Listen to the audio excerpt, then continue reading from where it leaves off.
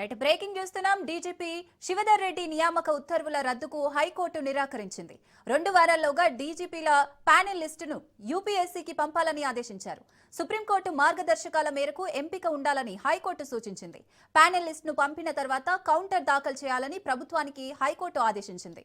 తదుపరి విచారణ వచ్చే నెల 20కి హైకోర్టు వాయిదా వేసింది.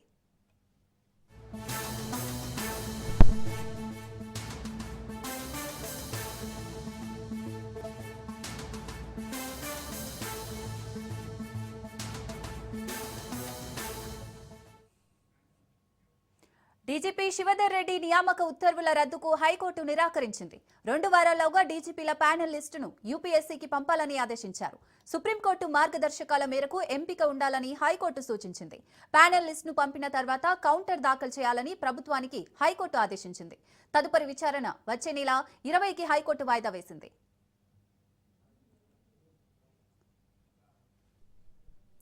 రైట్, హైకోర్టు ఆదేశాలకు సంబంధించి మరిన్ని డీటెయిల్స్ మా ప్రతినిధి సునీల్ అందిస్తారు. సునీల్.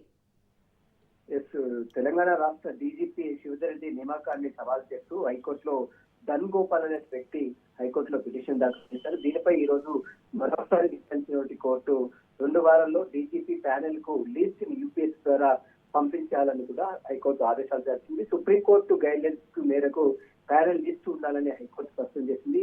యూపీఎస్సీ ద్వారా ప్యానెల్ కి లిస్ట్ పంపిన తర్వాత కౌంటర్ దాఖలు చేయాలంటూ కూడా రాష్ట్ర ప్రభుత్వానికి హైకోర్టు ఆదేశాలు చేస్తూ తదుపరి విచారణ వచ్చే నెల 20కి వాయిదా వేసింది. ప్రధానంగా సుప్రీంకోర్టు గైడ్లైన్స్ విరుద్ధంగా ఇతని నియామకం జరిగింది కాబట్టి ఇతని నియామకాన్ని వెంటనే రద్దు చేయాలంటూ కూడా ధన్ గోపాల్ అనే వ్యక్తి హైకోర్టులో పిటిషన్ దాఖలు చేశారు. దీనిపై విచారించిన కోర్టు తదుపరి విచారణ 20కి వాయిదా వేసింది. మరి 20 తారీఖు తర్వాత మరి కోర్టు ఎలాంటి నిర్ణయం తీసుకుంటుందో మాత్రం చూడాల్సింది చెప్పవచ్చు.